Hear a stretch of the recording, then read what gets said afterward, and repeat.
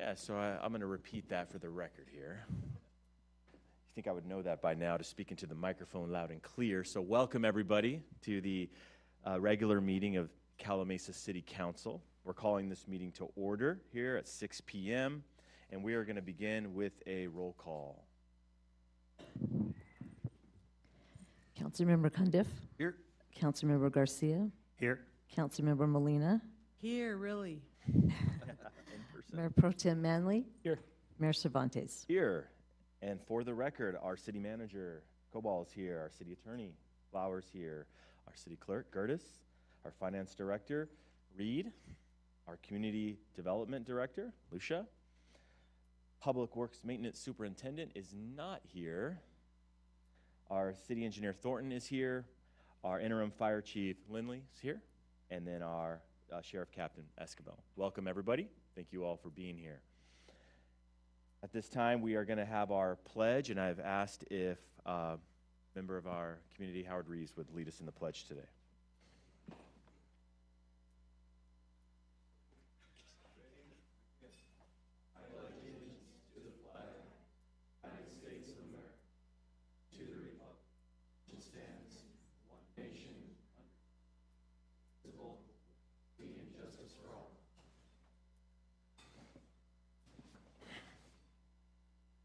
Thank you all. So at this time, we're going to take communications from the public. This is an opportunity for any member of the public to speak directly to the council on any member on the agenda or not on the agenda within the council member's subject matter jurisdiction.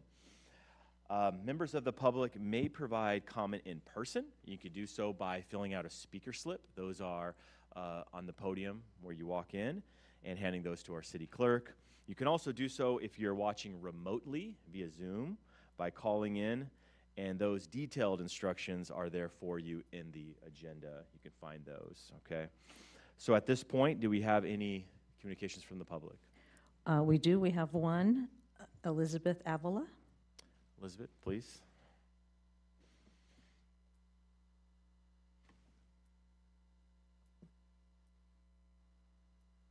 Thank you. I'm sorry. Okay. My name is Elizabeth. I'm a resident of Calimesa. I am a senior and I vote. This is regarding Library Issues 2.0. I've been here before. There are three issues that I'm calling in attention to. One is I need to know direction and who to talk to about these issues. One is the handicap door that has never been functionally used at all times. It's always been an issue. It's always been a concern of mine since there was an article in the newspaper that stated there was over $300,000 that was used for the handicap access. When the door is not available, obviously our handicaps cannot use it.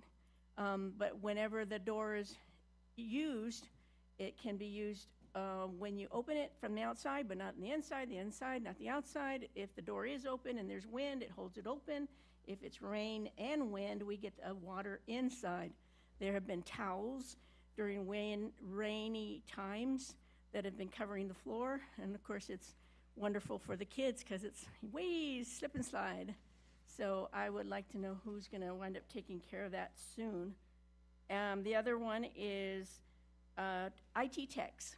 We don't have enough access to have them fix our computers. I had a keyboard stuck with a delete button, and it took about almost 4 months to just get a new keyboard. That was way too long. And we had an internet issue where one of them didn't work. Well, that gives us less computers. We only have 6. We have one that's dedicated to library, checking in and out books only to look through the library. It used to be on an outside area, which would have been great because we gave us an extra computer. Anytime there's a computer down, we get less computer access to it. So I would like to know who the IT department is or who can let me know why is it that we have to wait so long to get something fixed. We do have an issue with it right now where somebody increased the mouse, the little icon. It blocks a lot of the things when you're trying to look for things. And the office or the library manager can't fix it, even though it says for administrative needs approval. he's not able to do it, and it's on all of the computers. And it's pretty annoying, and it just needs to be fixed. But I've been waiting over months now for that to be fixed. One other issue is, of course, parking again. I wanted to know, because years ago when we came into the library, there was no red paint. When you come in the entrance on the left-hand side, it was no red paint on it. I was told that the library manager, Allison, was the one who had that changed, and the fire department had nothing to do with that change at all. That's it. Thank you. Thank you. I'm sure somebody's been taking notes and will be in touch. Yes, we will inform the county. Remember, it's a county facility. The county library system runs that. We were aware of the door issue. They've been it's been extremely frustrating for their staff too to get it fixed too. So they're aware of the issue and they're trying to work through that. But our project manager is very much aware of it and has been extremely frustrated with it as well. And then on the IT issues, we'll let them know. And then on the we'll clarify on the parking issue on the red curb. But we will also pass along the concerns about that. So Darlene is our liaison with the county library, so she will let them know. Thank you. Any other communications? Okay, seeing no more communications from the public, we will move on to our approval of the agenda, consent calendar, and of the waiver of the full reading of ordinances. Before we do so, let me ask staff if there's any changes to the agenda or items that need to be pulled from the consent calendar. Yes, thank you, Mr. Mayor. We would like to pull item number 5 for further discussion and clarification. Okay, item 5 is pulled. Council, any items that you'd like to pull from the consent calendar? No? Okay, so if I can get a motion. I'll make a motion that we approve consent calendar items 1 through 11, excluding item number 5, and waive the full reading thereafter. I'll second. Okay, all in favor? Aye. Aye. That's 5-0, none opposed. City Manager, item 5. Yes, thank you, Mr. Mayor. So on this item, the nuts and bolts of it are in there accurately in terms of the reasons for the contract amendment related to the Cherry Valley Boulevard interchange design. But we inadvertently left out the actual contract amendment itself. So we're just going to ask the council, we're going to modify our recommended action, and our city attorney will provide what that is, to basically authorize city manager to actually execute that amendment on behalf of the city with those specific items outlined. So it'll only be authorizing me for what's specifically written in the staff report and the attachments. So nothing's changing in terms of what you're approving in terms of the contents of it.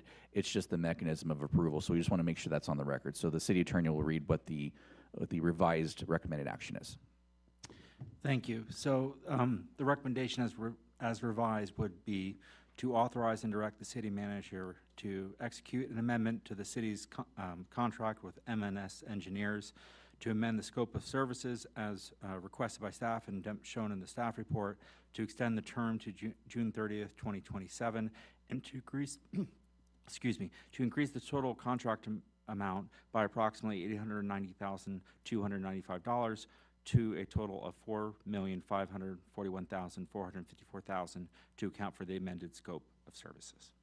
Thank you. If there's no questions or concerns, if I can get a motion to that effect. So moved. I'll second. Second, all in favor? Aye. Aye. That's 5-0, unopposed. All right. Brings us to our Calimesa Chamber of Commerce report. Tony is here.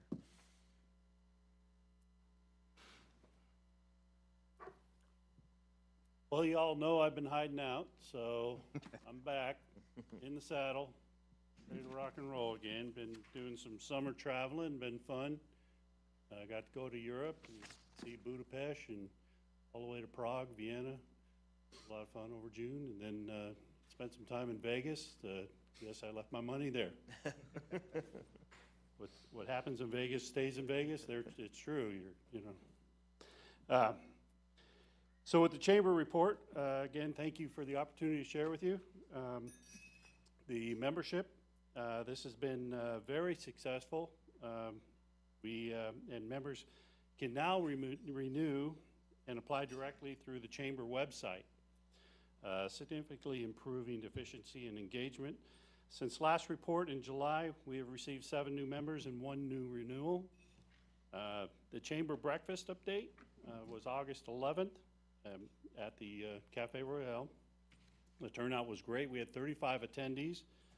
We were honored to have Mickey Valdivia from the Beaumont Cherry Valley Parks and Recreation as our guest speaker. This coming September 8th at the Cafe Royale, Michelle Riggs from Crafton Hills College will be our guest speaker. So I expect to see Mayor Jeff Cervantes there because he has to be in support of Michelle. Yeah. Michelle's great. State of the City is taking place on September 17th at the Plantation on the Lakes. Planning is moving forward smoothly. We are meeting with the city this Wednesday, August 19th. It says August 19th, is that right? Yeah, okay. At the Plantation for follow-up and update on progress. So we have at this time obtained 11 sponsors, and the guest count is currently at 58. So we're definitely looking for more guests to attend, and obviously we'll take more sponsors, right? We look forward to collaborating closely with the city leadership to ensure a strong and well-executed event. The News Mirror quarterly ad. Thank them for being here. The Chamber continues its quarter-page advertisement in the News Mirror. Our features highlight our newest members, Chamber and local events. This past month features Salon Tranquility, the Chamber Breakfast, Mesa Grande Academy, Oakland Steakhouse and Saloon, the State of the City, and yours truly was in the spotlight for Trifocus well.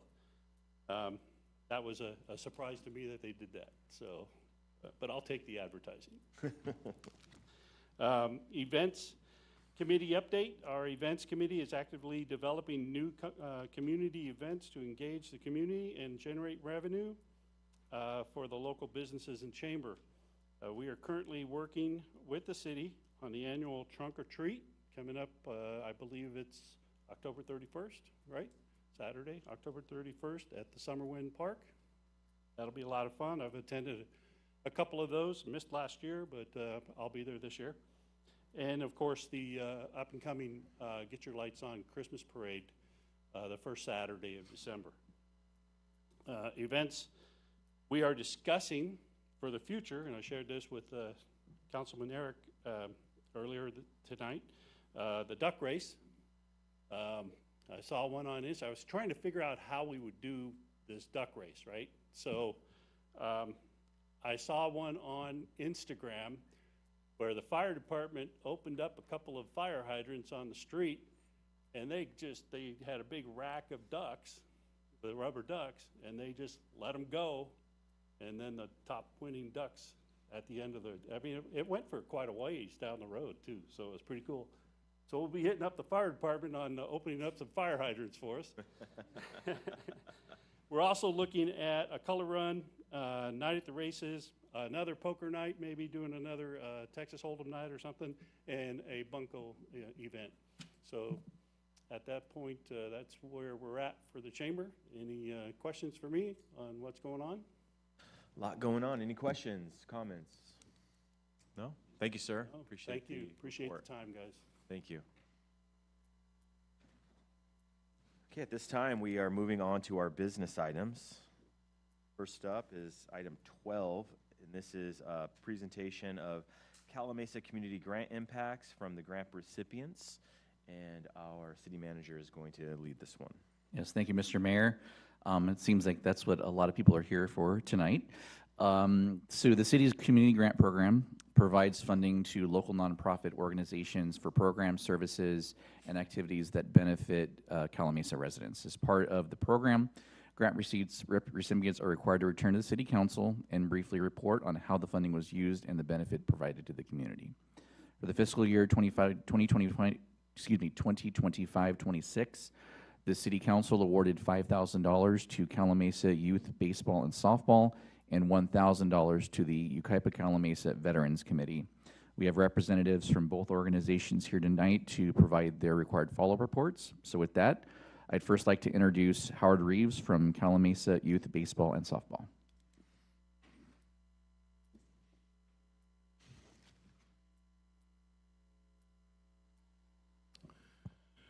Mr. Mayor, council members, city manager, and staff. My name is Howard Reeves. I live at 1017 Douglas Street in Calimesa. I want to thank the city for inviting us here tonight to share how the youth program went from August 2nd of last year and basically to August the 17th of this year. We shut the books down on July, the last day of July, because we started another year in August again. But I want to thank the council for their generosity of the $5,000. Now, I didn't spend that in Vegas like this guy did, but we were able to purchase 2 containers. The city wanted not more than a 10-foot at Summer Wind, and the school said we could use a 20-foot at Mesa View, okay? And working with 4 container companies, I got it down to where we got 2 containers delivered with a security cover for the locks where nobody can tamper with the lock for $5,050. So that's where your $5,000 check went. And that is so important because without those containers, where do we store our equipment? Okay, and we have over 20 teams worth of equipment, plus pitching machines, plus chalkers and rakes and bases and all that kind of stuff on these fields. We're using the 3 fields, and so anyhow, that was good. We ended up with 20 regular season teams, and then we picked up a couple of more teams halfway through the season, which was good to help our program get more exposure. But we had 20 regular season teams. We had a little over 200 kids, and with the new 2 teams, we were up around 230 players, and it worked out really well. And with everything that we needed, and with my persistence with Morongo, I started with them on August the 25th, and eventually got a hearing with the tribal on June the 16th. And then they invited me back on July the 7th and give me the check that you guys all got a copy of. Okay, and that's really what helped us get over the hump, because it paid off all of our vendors that was carrying us, cleaned it up, and we ended up with, on August the 1st, we ended up with $9,000 left in the bank to start the next year. So we ended up being solvent, but it took a lot of pain and agony and persistence, and not to give up here and there and what have you, to make it happen. So everything that we have now we own, so we don't have to buy stuff just to put a team on the field or to start a game. So it went really well. So I'd like to answer any questions any of you council members have. Any questions for Mr. Reeves about his program? Not a Councilmember question Creniff, per yeah. se, but just rather, Howard, I've known you for a lot of years, you know, from the time that I went to school with Scotty and your family, and I've known your love for this community, you know, is clearly evident by the work that you've done here. And I just want to commend you and your family and all of those that were blessed by your work on this. So you provided a great service for all these young ladies and all the participants that were able to take advantage of that. So thank you. Now, go ahead. Anybody else? Let me Okay, just also Jeff, say Jeff, thank what you. I'd like to do now, we have a team here that we were asked to bring tonight to have ladies over there take the pictures, and hopefully, your name? The News Mirror. Rachel will get it in the News Mirror so we can get some advertising. This is one of the teams that joined us halfway through the season. They're 14 and under girls, and they're good players, and they entered four all-star softball tournaments at the end. They won one of them, which they have their banner here tonight, and they come in second in the other three, basically. So I would like to have the girls all come up so your photographer here can take pictures. Yep. And to get that in the newspaper, if you guys will indulge us in that, I would appreciate that. So girls, manager, please come forward. Come on. Yep, there we go.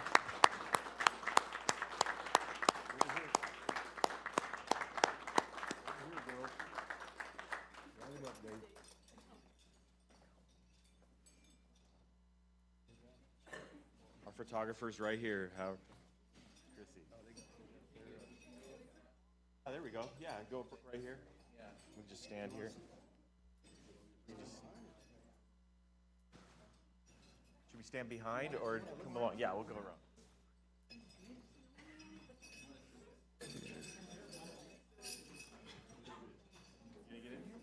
Hey, Jeff, Mr. T's embarrassed with all these jewelry. Yeah, where's mine? No, you didn't play.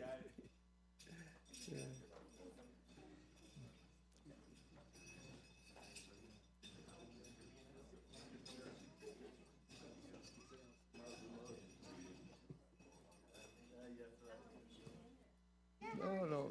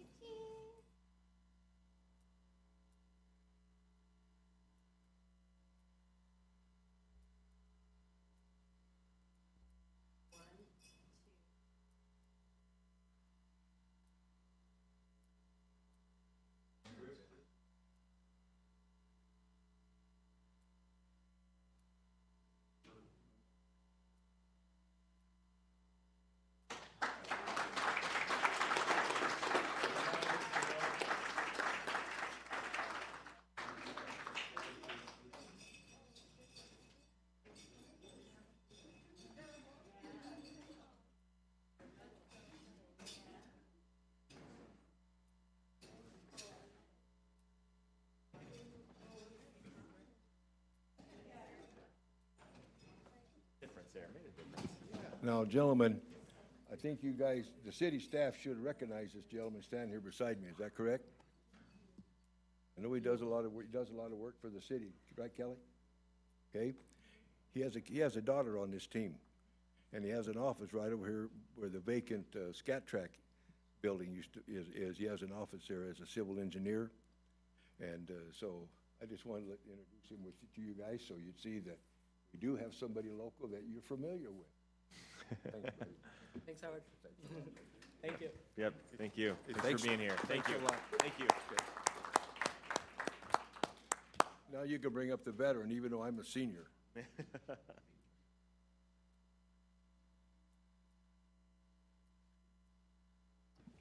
Okay, next, we would like to welcome up Rachel Gustafson and George Sardison with the Yucaipa Calimesa Veterans Committee.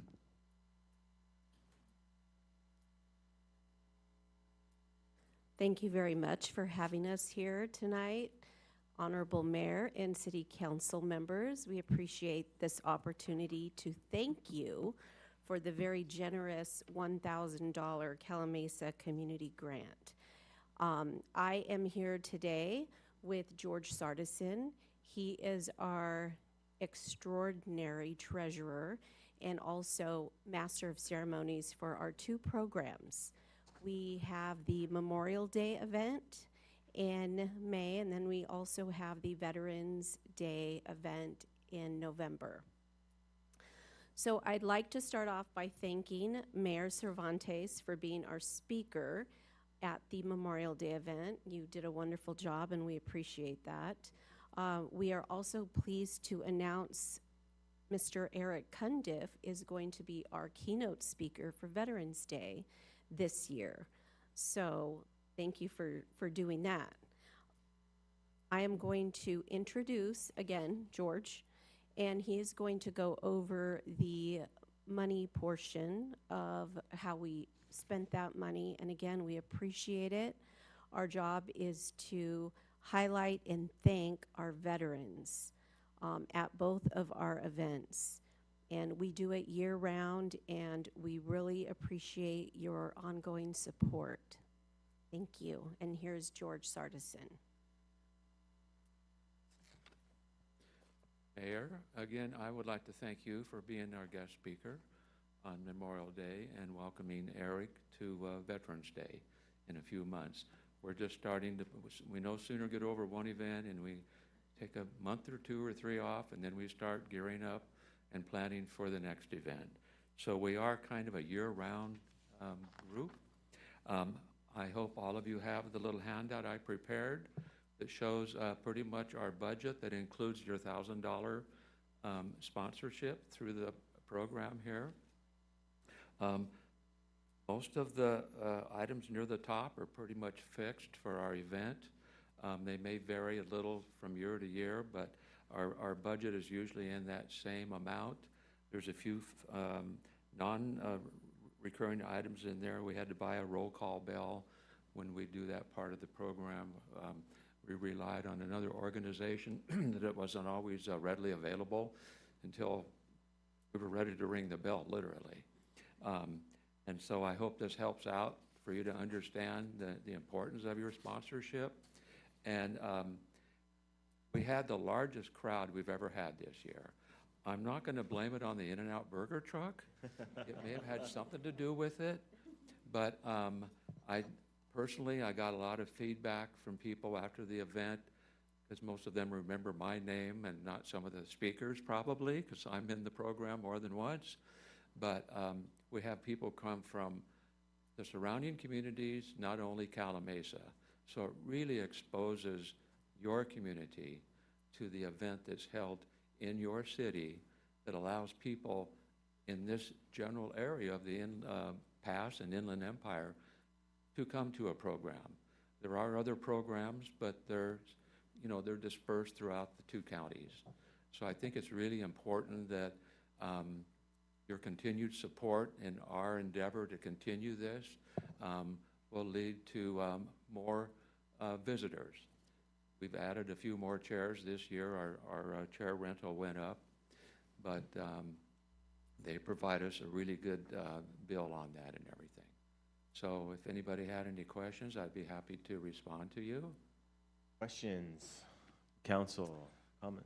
Again, no question, just a statement. Yes, sir. As a veteran and attending those memorial services that Rachel and George, that you participate in and spend a lot of time to organize, thank you very much. The memorial service for all those that have passed, you guys do it in such a respectful way, and to honor them and their memory, and that's just a wonderful thing. So thank you guys very much for keeping veterans at the forefront of what you do. More than welcome. Thank you. Mayor, I'd like to speak. Yes, I, too, am very familiar with your group. I was one of your group for a long, long time. But what I most appreciate is the Memorial Day event held in our city is such an educational piece for our children. Kids who's maybe don't have families that have military influence. This is an education for them to know what it's all about. And I know many kids come from the school, and I know we used to go and explain to them what the flags meant and all that. So that's important to me, as well as acknowledging, our veterans and our veteran families. Ray Quinto was a councilman and started it way back when. And so his son, and I don't know if Pat still comes, his wife, but it's just something that never goes away. It's always so successful, and you see the same faces every year. So congrats to the handful of you that run the event all year long. The same group of people do the same thing. I don't know how you do it with the budget that you get, but somehow you pull it off. We pick up a few people here and there. And I'm very, very impressive, and very, very impressive, and the people appreciate it. I appreciate it as well. So thank you for everything you do. And just a note about the youth. We are really enthusiastic about involving the youth. One of the items in here, Tournament Hills 5th grades, we started donating to their field trip program. And I probably mentioned this when I came before you, asking you to support us. But the Friday before the event, they all leave the class and walk down Desert Lawn Drive with their teachers, and even the Beaumont Junior ROTC Air Force, I believe, they come over and help to get a little credit thing for their program. And to know that they've come over there to spend like about 40 minutes, maybe an hour, to plant all those flags on the veterans' headstones, it's really special just to sit back and watch it. And when they leave and you see them all just going down and way down and walking back a mile and a half back to school, it's very rewarding to know that we can recognize them. We always do that in our program. And the same as the youth that provide music, that came this year. This is the first time we've had the Yucaipa High School choir there. And even though they're a big part of the Veterans Day there with the symphonic band and the choral group, they just, it's so important and it's so rewarding for them, and I think for everybody that even comes to the program to see that. And we usually have a youth leading the Pledge of Allegiance. So I probably used it more than 3 minutes, but I see I wasn't on the clock anyway. But thank you again for your Yes. longtime support. We appreciate it, and I'll pass it on to the committee when we start meeting next month. Absolutely. Thank you. Yep, thanks again. And that concludes our presentations. Yes, that is correct. This is just a receive and file item. Correct. Okay, so moving on to business item, well, as our youth exit, thanks again for being here. It's good seeing all of you. Good luck next season. I know Howard's already planning it. All right, business item 13 is related to the resolution providing for appointments to the office of city council member that were to be elected on Tuesday, November 3rd, 2026, and counseling that election. Our city clerk, Darlene Gertis, is going to handle this one. Thank you, Mr. Mayor and council. As you know, the general municipal election is scheduled for Tuesday, November 3rd, 2026, and we have 2 council seats up for this election, which are the seats of Mayor Cervantes and Mayor Pro Tem Manley. The nomination period opened on July 13th and closed on August 6th, and at close of the nomination period, there were only 2 candidates, being that of Mayor Cervantes and Mayor Pro Tem Manley. The elections code states that if there are not more candidates and offices to be elected, then there are 3 courses of action that may be taken by the city council. 1 would be to appoint to the office the persons who have been nominated. 2, appoint to the office any eligible voter if no one has been nominated. Or 3, hold the election for the 2 seats with the 2 nominated candidates. The elections code further requires that the city clerk publish a certification of a notice of facts in a newspaper of general circulation in the city pursuant to Section 6061 of the Government Code. The required notice was published on August the 12th in the Press Enterprise, and the notice was also posted on the city's webpage and at our legal posting places. The certification of the notice of facts was also included in your packet as attachment 1 to the staff report. The elections code further requires that after the 5th day following the date of posting or publication, the city council shall meet to either make the appointments or direct an election to be held. The person or persons appointed, if any, shall qualify and take office and serve exactly as if elected at a municipal election for the office. If by excuse me, if by the 75th day before the municipal election, which would be August 20th, no person has been appointed to the office pursuant to 1 or 2 above, the election shall be held. So if the city council makes an appointment pursuant to the elections code, the city clerk shall not accept for filing any statement of write-in candidacy which is submitted after the appointment is made. Staff is respectfully recommending that the city council adopt resolution number 2026-48, providing for the appointments to the office of city council member that were to be elected on Tuesday, November 3rd, 2026, and canceling that election. A certified copy of the adopted resolution will be forwarded to the Riverside County Register of Voters. The formal appointments for the 2 seats will be made at the first city council meeting in December, along with the council and agency reorganization. And one thing I would like to clarify is that canceling the city council election does not cancel the election in Calimesa. So I think some people get a little confused about that. So I just want to clarify, it only cancels the voting for 2 council seats. Everything else on the ballot remains, and the voters will get to consider and vote on. So that concludes my report. I'm happy to answer any questions. Thank you for that. Appreciate it. On the resolution, just want to make note of one typo issue. The first whereas has the date August 6th, 20,262. That would be a very long nomination period, so if we could just Okay. correct that for the record. I will correct that. Any comments, questions, motion? I'd like, pleased and honored to make the motion to have the City Council adopt Resolution Number 2026-48, a resolution of the City Council of the City of Calimesa, California, providing for the appointments to the office of City Council members that were elected on Tuesday, November 3rd, 2026, and canceling that election. Make a motion. Second motion that. So we have a motion, we get a second? Yes. Yeah. So we have a second. So all in favor? Aye. Aye. Aye. Aye. Was that an aye, aye, aye? All right, I have 5-0. Thank you all for the confidence. Appreciate it.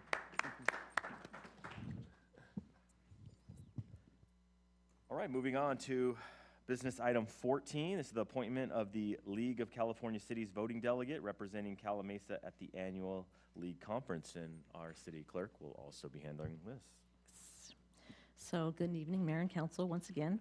The annual League of California Cities Conference is going to be held on September 23rd through the 25th, making our State of the City have to be changed, if you remember that. Usually they have it in October. I'm not sure why they're doing it in September this year. At the annual conference business meeting, the League requires that each city appoint a voting delegate and an alternate voting delegate to represent the city and vote on any business of the League. Mayor Cervantes and Councilmember Cundiff are both registered to attend the conference, and so staff is requesting that the City Council select a primary voting delegate and an alternate voting delegate, and I will inform the League of your appointment. And that concludes my report. Thank you for that. Okay, so it's just Councilmember Cundiff and myself who are attending. Are you going to be attending as well? Okay, so I'm happy to defer to either one of you as if you would like to be a voting delegate. Linda, you have in the past been our voting delegate. Yes, so you probably would like to do that for your first time. Okay. Eric, I don't remember if you participated in that last year. No, I didn't. I did not attend Cal Cities last year. I haven't been for years, so Okay. I There are don't- times when there are no resolutions at all, so this year there happens to be a need for it. So it's a prestigious thing to do, to represent your city and vote on important league things. So I'll leave it to you two. I've done it before Okay. for that So opportunity. for the voting member and the alternate, do you both participate in the, So you both attend the voting and, Yes, so when you get to the conference, when you register for the conference, there's a separate table, and if you're the delegate, you go to that table and you're noted as a voting member for the city, and they give you certain criteria, and they'll give you the schedule of when that election's going to be, and they have a special little voting, what do you call those little? It's a voting process, and so you'll sit in a separate section of the conference, but everybody attends. So it's a simple thing to do. I'm happy to do it? Yeah. You happy to, okay. Be happy to be the alternate. Bring that up? Okay. The caveat, I shouldn't say caveat, but one of the things that we are concerned with, as we all remember signing a support letter for the cause that Marietta was championing. So this is going to be something that we're going to most likely have to voice our support for as the voting delegate for. So that would be the only thing that I would ask, as long as we're fine having mayor represent us that way, that, you know, still support this resolution that Cal Cities is looking to do. Yeah, I can give it a little background on that. So the city of Marietta is put forth a resolution, which is kind of what Councilmember Molina is referring to, regarding creating a working group in Cal Cities to advocate for local control and housing decisions. And so they have asked for the delegate for each city to pledge their support for their resolution. And it's in the form that we had presented previously for a letter that you had signed on several, I think several council members actually pledged their support for that. So that being the case, and I think that's just what Councilmember kind of is requesting, is that you will, as delegate, support that, Support the unless there's any objection from the council. No objection to that on my part. Any council members have a problem with that? Good. No? Okay. So if I can get a motion. I can make a motion to appoint Jeff Cervantes as a voting delegate and they're kind of as the alternate. And I'll motion second for that. Thank you. All in favor? Aye. Aye. Thank you for that. 5-0. Moving on to item 15, and this is the consideration of rejoining the Yucaipa Sustainable Groundwater Management Agency. And so I will hand this over to our city manager to get us started. Yes, thank you, Mr. Mayor. This item comes back just at Councilmember Cundiff's request from the June 15th meeting to evaluate whether there would be value in the city rejoining the Yucaipa Sustainable Groundwater Management Agency, or SGMA. Staff report provides quite a bit more detail on the history, so I'm not going to go into all of that. But in brief, Calimesa was an original member of the Yucaipa SGMA when it was formed in 2017. The city withdrew in 2018 primarily because of concerns about costs and governance, including the costs associated with development of the groundwater sustainability plan. Since that time, the GSP has been completed and approved by the state, and the SGMA is now focused on implementation, monitoring, recharge, groundwater storage, and accounting, and periodic updates to the plan. There are some potential benefits to rejoining. Most importantly, the city would once again have a formal seat and vote on decisions affecting groundwater management within the Yucaipa Basin. That could be useful as Calimesa continues to grow and as land use assumptions, future water demand, and recharge opportunities and infrastructure planning become more increasingly important. Although, as a land use agency within the basin, the Yucaipa SGMA is required to consider our land use patterns. There are also limits to what participation would accomplish. Rejoining would not give the city authority over water rates, connection fees, recycled water requirements, service territories, or sewer capacity. Those remain under the authority of the individual water and wastewater agencies. And as mentioned previously, the Yucaipa SGMA is already required to consider the city's general plan and the land use assumptions, whether or not Calimesa is a voting member. We also maintain relationships with both of our water purveyors, and again, whether or not we are voting members, and we do that to advocate for the city's interests. Cost is another consideration. Based on the existing cost-sharing structure and recent expenditures, the city's direct Yucaipa SGMA assessment could generally be in the range of $10,000 to $12,000 annually, although that could vary depending on studies and other work undertaken by the SGMA. There would also be an internal resource cost that is harder to quantify.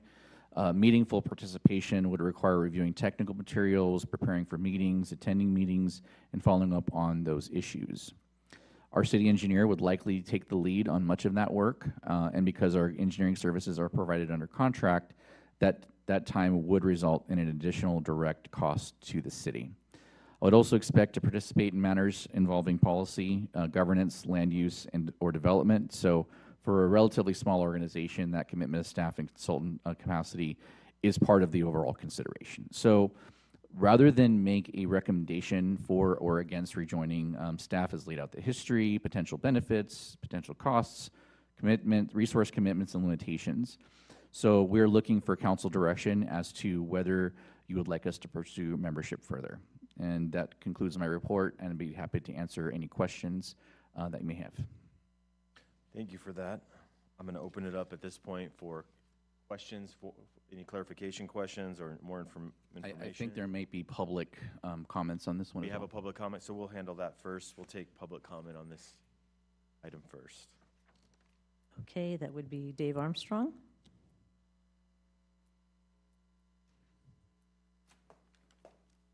Good evening, council. Thank you for having me here. Yeah, this is a big item. I was excited to see that you guys were actually considering getting back into Sigma. It's an important role. You guys are the land use agency, and that's really important to us because we want to tie together your city general plan and our urban water management plan and the Ukaipa Sigma plan. It all ties together. So as a land use agency, I think it's really important. The water pumpers pay the majority of the fees. We are the largest ones. We have to pay, and when it comes to planning, I just think, as you're seeing right now over on 4th Street, that was a big undertaking. It actually came from a staff member at Calimesa who was here before. She brought up the idea of putting recharge in this area because we were always looking for a spot. That is going to bring state project water down and recharge in Calimesa for the first time ever. When Linda Molina was mayor, I got her to go with me with Valley District. We went up and we got to tour the Sacramento Delta, the whole facility, and to think that that very water is going to come down here, and it meshes. The fact Sigma's not just about water, it's about land too. So your guys' seat at the table is, in my opinion, it's very important. I would love to see you guys back at it. You guys are going to vote the way you're going to vote for your best interest, and that just makes sense. I totally agree with that. But I think knowing what's going on for future planning, how water is going to be brought into the area for your development, I think is crucial. I really do. So I encourage you guys to get back into the Ukaipa Sigma. I think it's just, the city of Ukaipa's in it. In fact, our meetings are held at their office. But I will tell you, right now, we're standing on top of the largest basin in the whole Ukaipa Valley water. That's the Calimesa Basin. I know I've showed that to you guys before. And it's so important to think about how we're going to plan for the future to bring water here, put it in the ground, and how we're going to provide for the next 20, 50 years is what our plan is with Ukaipa Sigma. So I would encourage you guys wholeheartedly to get back in and really be a player and have your seat at the table restored, because I think you guys have that place and you've earned it. Thank you. Okay. Council, questions, comments, clarification? If you have questions for Mr. Armstrong, we can bring him back up as well. We want to get the discussion going. I'm all for it. I was very impressed when I went on the water tour, learned quite a bit about it, and it is right here in our backyard, but it is in our yard, right next door to the 4th Street Park. So I'm very happy to support it. I remember when I don't remember the exact year when we pulled out of it. 2018. What the issues were way back then.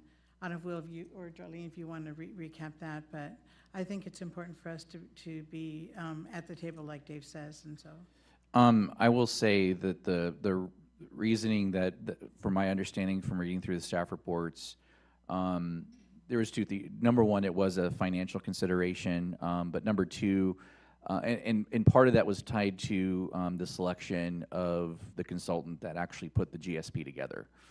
And so there was pretty big discrepancies in the different bids, and our feeling is that there wasn't enough consideration for an agency or a firm that provided a lower bid. And so because that was going to inflate the cost for everybody, as Mr. Armstrong said, the cost majority is to the water purveyors themselves. It's a 75-25 split between the purveyors and non-purveyors. So the 75% is shared among those, and then the 25% is shared among the non-purveyors. So City, Ukaipa, the wholesale agencies. And so but that was part of the consideration at that point. Thank you. Thank you for the history. So I'm good. So, not knowing all the history prior to asking the city manager to bring this up, I was very surprised, I guess, by going through. I didn't, I figured there would be some sort of cost, but, for us to have a $10,000 to $12,000 a year, roughly, just for the cost of that, I don't think that's something that I would support paying into. Especially when I don't really see, there's value in meeting with folks and having that FaceTime, and I do think that we appreciate and enjoy a good working relationship with South Mesa, as well as our other water agencies, to include Ukaipa Valley and the Pass, and I think we have a good working relationship with them already. and for us to pay that to get some sort of sufficient value out of it, I'm having a hard time seeing that. I would not be in favor of us paying that to get back into it, understanding that it's not going to give us any kind of, voting or control over anything. And I would just rather look at more governance in our own city and see where we can apply participating in commissions or things of that nature where we can have more control over that.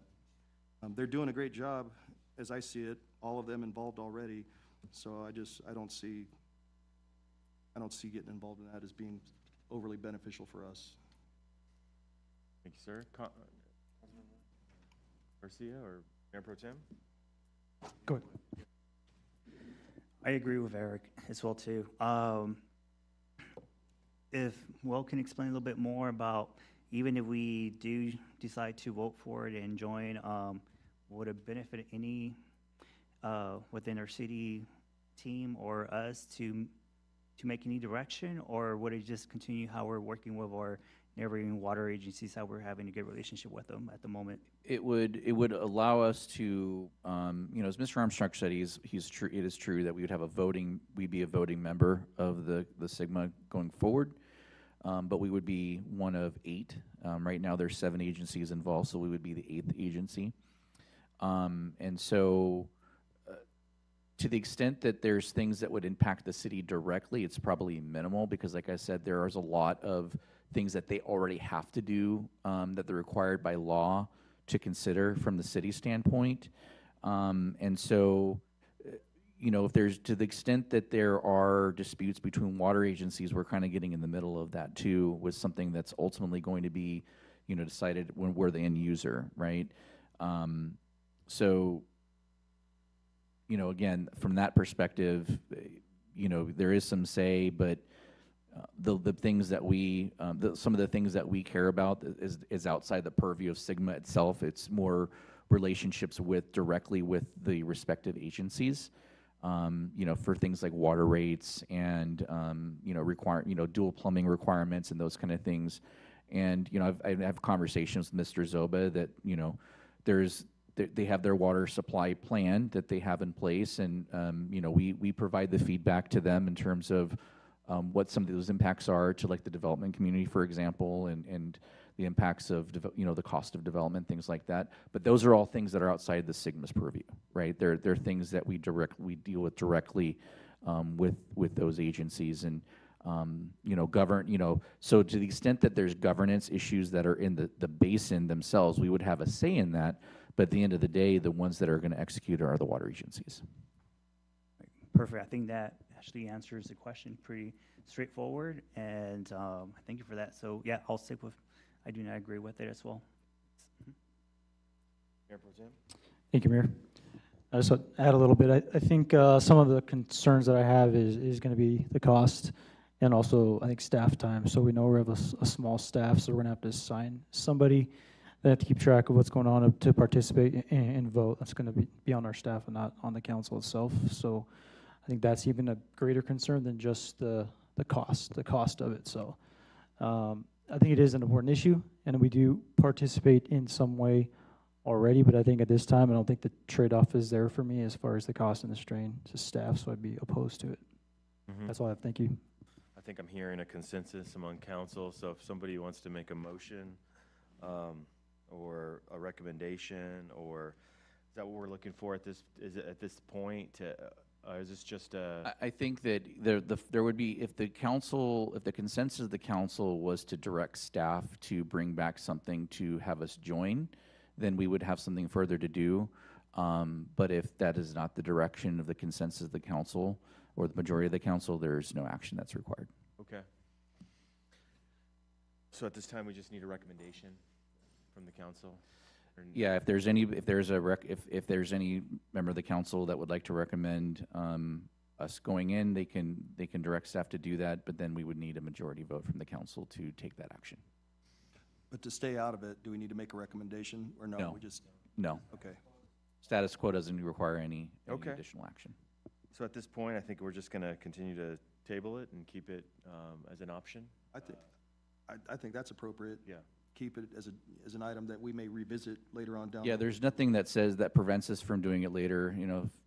If we're watching things and say, okay, we need to jump in and do something about it, or financially it makes more sense for us in the future, depending on where, you know, we have some things coming up that could, you know, materially change our financial trajectory. That Yeah. could And then, staff as that's well. a less, yeah, and add staff, so it might be less of an issue from the concerns that have been raised, that maybe the circumstance changes at that Right. point. It sounds like something we can keep our eye on and see as it develops. Seems like it's an important agency. It's an important consideration. But at this time, we've got to explore the ROI. So that leads us to business item 16, which is the review of the current city commissions and possible future amendments to the Calimesa Municipal Code. And our wonderful city clerk will again get us started. All right, once again, good evening, Mayor and Council. Periodically, staff provides a report to the City Council regarding its city commissions and boards, and the last thorough review was completed in 2013-14, so it's been a while. Substantial changes were made with the elimination of what we had as a Housing Advisory Appeals Board, Public Works and Safety Commission, and the Trails and Open Space and Beautification Commission. At that time, it was dissolved and they were placed as a standing advisory committee under the Planning Commission. So at that time, no changes were made to the Planning Commission, Community Services Commission, or the Mobile Home Rent Stabilization Board. In 2015, an amendment was made to the municipal code with the adoption of Ordinance 333 that added a time period in which each council member should make their respective appointments. At that time, we had a couple of council members who had not made appointments to the commissions, which caused meetings to be canceled due to lack of quorum, and therefore delaying business or action taken by the commissions. And so there was council member request to include this item, to include this time frame in which to appoint members. And the code now requires that appointments be made by a council member within 60 days of receipt of a completed citizen service application. And if an appointment is not made within those 60 days, then a nomination could be made by any member of the city council and approved by a majority vote of the council. Have we ever done that, had to use that? No, so just so you know, but it's there. In 2020, the code was amended to remove the Trails, Open Space, and Beautification as a standing committee under the Planning Commission and to reorganize the Community Services Commission to include the duties of the Trails, Open Space, and Beautification. And with that, the change to the name came, and it was now what it is now as Parks, Trails, and Community Services Commission. And then in 2005, by council action, the Mobile Home Rent Stabilization Board was dissolved and replaced with a hearing officer process for petitions submitted under the Mobile Home Rent Stabilization Program, adopted as Chapter 905 of the Calimesa Municipal Code. City commissions consist of 5 members each appointed by a city council member and ratified by a majority vote of the city council by resolution.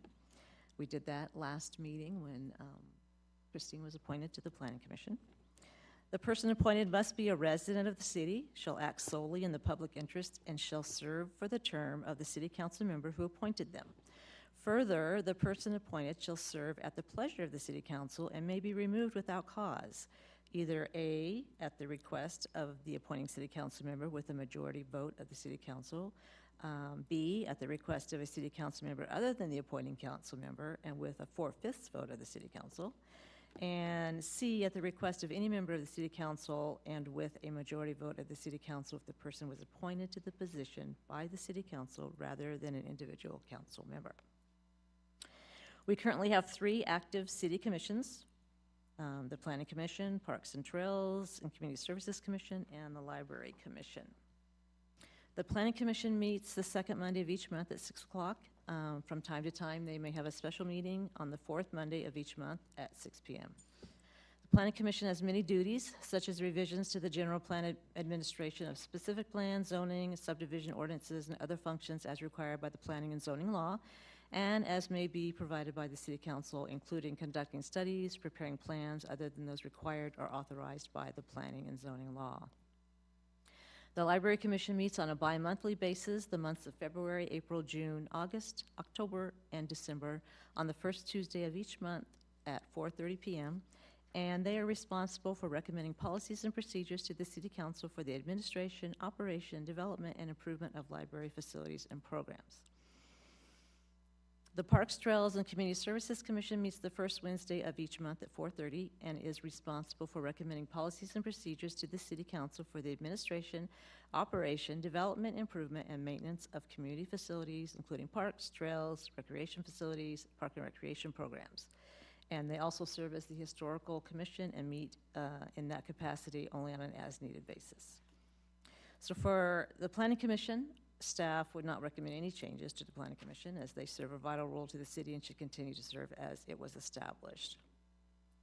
For the Library Commission, with the completion of the new library building, the duties of the Library Commission will need to be reviewed, and the current Library Commission members have expressed an interest in serving as a City Historical Commission, responsible for compiling city history and working to curate the city's historical museum. At the beginning of 2026, the Commission made the decision to shorten the amount of meetings each year by meeting bi-monthly rather than every month. Meeting attendance by commissioners is pretty consistent. However, in 2025, there were only 4 of the 9 meetings that were attended by all 5 members. In 2026, there has only been 1 meeting with no quorum. For the Parks, Trails, and Community Services Commission, staff continues to plan annual events for the community and successfully implements each one with limited resources and limited volunteers. The Commissioner's role is to assist in the planning and implementation of these events, but it is a challenge to get full Commission participation in attending the events. The Commission also serves as the Historical Designation Commission and are responsible for trails and beautification throughout the city. Meeting attendance for 2025 had only 2 meetings of the 11 scheduled where all 5 members were in attendance. There were 4 meetings without a quorum, and the other 5 had at least 1 commissioner absent. In 2026, of the 6 meetings held to date, 5 had at least 1 to 2 commissioners absent, and 1 meeting had no quorum. So I would like to provide a suggestion that we look at the duties of both the Library Commission and the Parks, Trails, and Community Services Commission and consider an option of establishing one commission that would encompass the various duties of both commissions. The commission could consist of 7 members rather than 5. 5 appointed by each member of the council, or 1, yeah, you know what I mean. And then 2 at-large members, 1 appointed. Both of them would be appointed by the council as a whole, but 1 with a term of 4 years and 1 with a term of 2 years. Staff would research what an appropriate commission title would be and bring those options back with proposed amendments to the code at the October 5th meeting. And also with the establishment of that commission, they could have subcommittees to where maybe 2 members could be have the historical job, 2 could be trails, 2 could be parks, 2 could be events. However, we could divvy those things up, but we could create subcommittees under that one commission and give them kind of special projects to do. And on that, just under this suggestion, since there's 7 members, you could actually do up to 3. So they could do 2 or 3 member committees and still not have because they're not a quorum, so there's no violation of the Brown Act. True. So tonight, we're just seeking direction from you as City Council regarding the commissions and how it relates to their duties, membership, impacts the community, et cetera. And staff's willing to explore various options and bring back for your consideration at a future meeting. And any changes made would require adoption of an ordinance and amendments to the municipal code. So with that, I'm happy to answer any questions that you might have. Thank you, Darlene. And before you go into that, I just want to make one mention of one thing is, out of the 3 current commissions, the Planning Commission is the only one that, on certain matters, is a decision-making body. The other 2 commissions are purely advisory, so they don't have any formal authority to make final decisions on things. They're just an advisory. Those are both advisory commissions, so I just want the council to be mindful of that too. Thank you. Fantastic. I think this is something that needs consideration, something that needs a little updating, and so we're going to open it up for discussion. And thank you for getting the discussion going, Darlene. Those are great ideas. And Councilmember Molina. I think it's a great idea. I think I've sat on every commission over the years, and because two are advisory only, I think that kind of explains why you don't always have a quorum of everybody. And while it's important to have community input on governance here, it's a lot of work for staff. And because we're kind of catching up with other cities and developing, I think there's really not a lot of work that has to be done where we call the commissioners together. And sometimes it's just to have a meeting. That's not a good reason to have a commission. And so I think maybe if we went to like a quarterly meeting of commissioners once we decided which commissions are needed, and until we build our next two communities where we'll have more parks, maybe a school, and get busy on our visitor center, I think it makes perfect sense. It saves staff time. It takes a lot of staff time to coordinate the meetings, and for the commissioners who do come, it's not fair to them if there's not a quorum and they have to disperse without having a meeting. So I think it makes perfect sense. It'll give us time to analyze the purposes of the commissions and which ones, as we develop, will be more important to have and to staff. So I think it's a great idea. Good work. Fantastic. Any other comments on the? Oh, we do have. Hand it to the city clerk. We'll take your public comment on this. Edgar? Comment first. So do we wait? Yeah, we wait for. Let's do public comment. Yeah. Okay, well, one is I want to make sure that the commission, obviously it was, I think you made a comment on it. They're not, the library commission will not have any say-so as far as monies. Is that it? Budget? No, the library commission's role, and maybe Darlene can expand on this, but essentially the library commission's role was the construction of the new library. So, they were created for the purpose of replacing the old library that was in a modular building that was kind of falling apart. And so their mission was to build the new library, and the new library has been built. So, Darlene, do you want to maybe add to that? Yeah, so we also receive an annual amount from what used to be in the Beaumont Library System many years ago. And so we receive an amount that helps kind of purchase books and supplies and things like that. And so the Library Commission has always been one to oversee that part of the budget. So that, but it's lower now, obviously, because we haven't gotten any new books, DVDs, any supplies, or not supplies, but like prizes for school reading programs. And yeah, I don't know about that. I just know that that's what those monies are for, that the city gives to them. Yeah, we do have a special fund that money goes into every year, and we do provide for, sometimes it's not new stuff, it's replacement of its circulation. So a lot of times with libraries, it's a circulation thing. So they remove old things, replace it with new.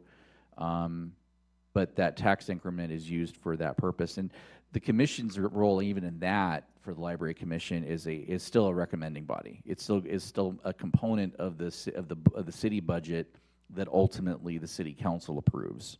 So even in that role, they're still just their advisory. Right, and then through the years, they did a lot of fundraising. That was their role also, to help with getting a new library. And so a lot of those funds that we raised are also going to help with the building of the new library. well, that's an issue also, because we haven't had the Friends of the Library back. We haven't had the donations being allowed back. The Friends of the Library dissolved many years ago. And so unless another nonprofit comes and starts the Friends of the Library, we don't have that. So does that go through the Library Commission? No. And correct me if I'm wrong, but didn't Riverside no longer want to receive book donations? That's correct. People in the community used to love to donate books. They used to take them to the concerts and have tables set up. And so a lot of things have changed. Yeah. A lot of things have changed. And so that's another And thing. again, as I mentioned before, the city is very limited role over the library anyway. It is a control. The only thing that we have a contractual relationship as a ground lease. So we own the land underneath the library, but we don't own the structure. We don't own the collections. None of that is within our purview. It's a branch library of the county system. It's not. It says Calimesa Library because of its location, but it's not the Calimesa Library. It's the Calimesa Branch Library, and it's a branch of the county library system. So I think that's important clarification too. So the city, you know, if there's like a complaint about certain types of books or something like that, the city doesn't have a control over that. That's the county is the one that you know, so to the extent that there's issues with the library, I think your best bet would be to contact the supervisor's office, or I would start with the county library system, and if they're not helping you, then you can escalate it to the supervisor's office, because he's the one that would be able to make things happen on the county side. Okay, but as far as the land, the paint, can it be removed, and can the chains come down now that we're now in the hot? Well, like we talked about the chains last time, and there's a lot of the codes to that. I'm still working with the Public Works crews on what that looks like, but there's a lot of implications on there. But that's nothing that's going to help as of starting tomorrow when the library opens. No, because you can't, yeah, I mean, we can't just magically make that parking lot ADA compliant, for example, the way it's sits right now. Okay. So. Thank you for your comments. Appreciate it. All right, so getting back to the discussion about the commissions, we have any other comments? So I had a question. First I agreed with everything Councilwoman Molina said, as far as all of her comments for the commission. For Darlene, so by going to one, it's going to free up staff, right? Yeah, so going to one, we would only need one secretary and one staff liaison, rather than. By one, we don't mean, we're excluding the planning commission. We're keeping that, standalone. That stays so as it is, yeah. We're talking about the other two commissions. So there would only need to be one staff liaison who would be either, you know, city clerk, maybe public works director, and then there would be someone that would be the secretary, who would be the one to do the agendas and minutes and those kind of things. And that's how they are right now. Now, the library commission, I do solely both of those myself. With the Parks and Trails, Madi is the staff liaison, and Yesa is the secretary to the commission. So it'd be safe to say that by freeing you guys up with that, it would lighten the load. Perfect, okay. Yeah, I agree with everything that Councilwoman Molina said on that. Fantastic. One last comment. Yeah. It's, you know, we don't have a lot of people coming to the city asking to be a commissioner, but just importantly, for the ones that do come, we have to respect them for them wanting to participate, and it's not fair to them when they come to a meeting and there aren't there's no quorum, and to me that's disrespectful. And so I think if we have the time to revamp the commissions on what's needed, we value the input. It's not that we're trying to take away the input from the community, but rather honor their wanting to participate and contribute. So we need to work together with them. I think this is a great idea to put time into what those commissions should be and how we could get commissioners to participate. I agree. I like the idea of having a planning commission. I don't know what the name would be, but you know, it could even be like a community service commission, and under that it has like several different things: history, heritage, and parks and trails, and events, whatever. I went online right? today to try to find some exciting kind of fun names and yeah. things. So Well, and I will say community services probably does encompass that, because a lot of cities that have their own library, system, a lot of times they will actually bundle the library under community services. So the librarian will work for the community services director, same as Parks and Rec. Yeah. So it's not unheard of to have those different functions all fall under the purview of community services. Commission. So it's not an exciting name, but it might work. We'll see. Any other comments? I'm hearing a resounding approval of the direction here. Yeah, I'll just kind of echo this. The same. I agree with everything that's kind of said. I like the idea of going with 7, combining them, having subcommittees. People can find their interests within that one committee. So I think that's a great idea. Yeah, I agree too. Based on what was mentioned earlier, I agree. And then just to, sometimes if the rest of the commissioners are not able to make it, it could be for so many reasons, some family emergencies, and unfortunately, if they all land in one day, sometimes they won't be able to meet all together. So, but I do agree that, we could move forward with your suggestions. Thank you, everybody. I think we have, our recommendation is, let's go for it. All right, so we do have enough time to put that together and make those modifications so that we're ready to go when it's time to make those appointments in December. Sounds good. That'd be Thank you for ideal. that. Perfect.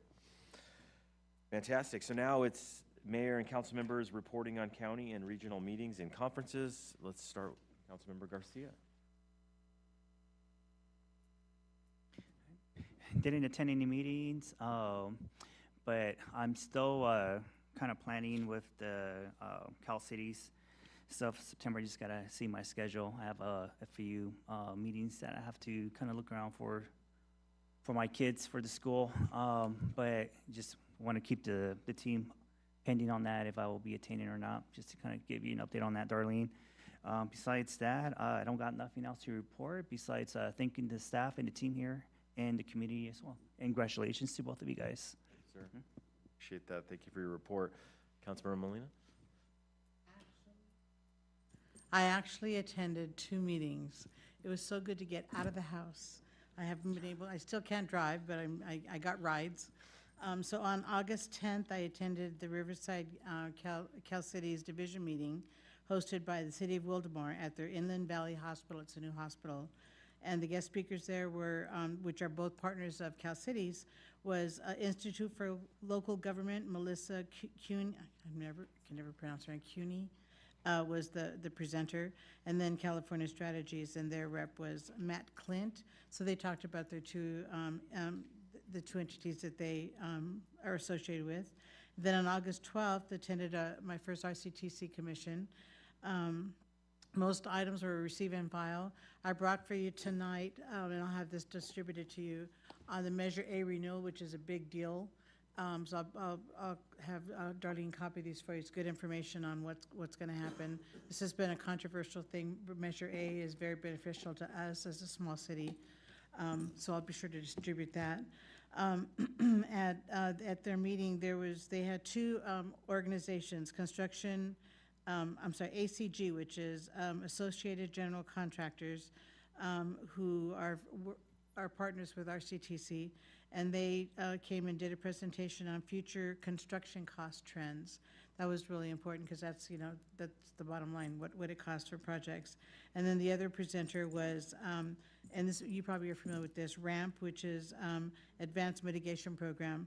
They had Hector Casillas, which is the right-of-way manager at RCTC. He presented on that item. And so if you want more information on those, I can provide that to you. And then they had a closed session. So it was a very light meeting, kind of like our meeting. Closed session was longer than the regular meeting. And so, but I did, and I brought Will the budget for this year so he could take a look at that. And then, and Measure A is going to be on the ballot this year in November. So people the community will vote for it, or voters, I should say. And then just an announcement, at the August 27th RTA board meeting, there will be a ribbon cutting for their hydrogen fueling station there at the 3rd Street location. So if anybody's interested in attending that, just thought I'd share that. And thank you for letting me speak. Thank you for that report. Councilmember Cundiff. Thank you, Mr. Mayor. I was traveling with my wife for a vacation, but I was able to remotely, I couldn't be part of the admin and finance for WRCOG because I didn't disclose the address of the airport that I was going to be sitting in. So unfortunately, I couldn't weigh in on anything. You got to love the Brown Act, Right. Even though I was in South Carolina. But I do have some information to share with you regarding that that meeting, so I will pass that along to the councilmen and women when I get that. On the 13th of August, I did participate in the PACE introduction with WRCOG, and that was a whole lot of information that is going to be important for all of us to be aware of, so I'm sure you, from your time there. So once I get a little better handle on that, I will pass that information along to you guys as well. And that's all I have. Thank you, sir. Mayor Pro Tem. Thank you, Mayor. I just wanted to thank our Captain Esquivel for their operation they did on August 5th, so their quality of life sweep that they put together. So I appreciate them taking time to coordinate that. There's a number of different law enforcement agencies, our Public Works, Code Enforcement, so they got a lot of people together to put that operation together. So like that was pretty successful. So I heard comments from the community and stuff. So they saw them out there and making contacts and cleaned up some of the encampments that have been around that we were getting some complaints about, and so I appreciate all of their efforts. I think it was a success on that. So thank you for everybody that was involved with that. That's all I have, Mayor. Thank you, sir. Mayor, I forgot one thing. Yes, I just please. also wanted to extend my congratulations to both of you on your appointments coming up for another 4 years. Congrats. You guys really contribute to the city, and well, thank you for your manager's report. It was informational. So I did not attend any county or regional meetings or conferences this last couple weeks. It seems like a lot of things were dark for the summer, and I know I had a lot of things going on personally. So, but that is going to change here coming up very quickly. I think everything gets going again in September. Let's see, also want to, most of the members of the public are gone, but those who were here, thank you for being here and for the presentations. It was great to see all the kids in the house and hearing from members of the public.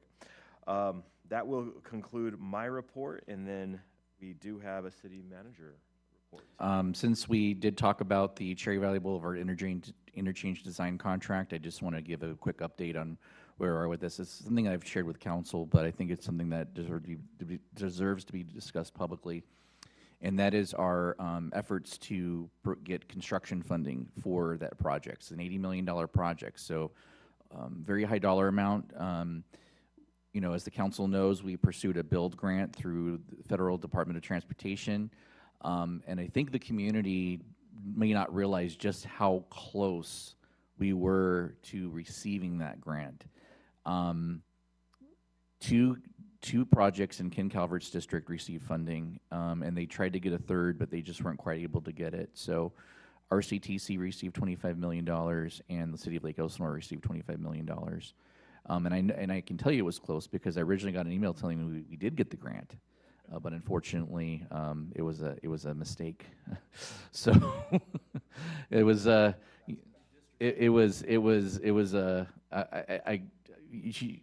Darlene could hear me hooping and hollering from my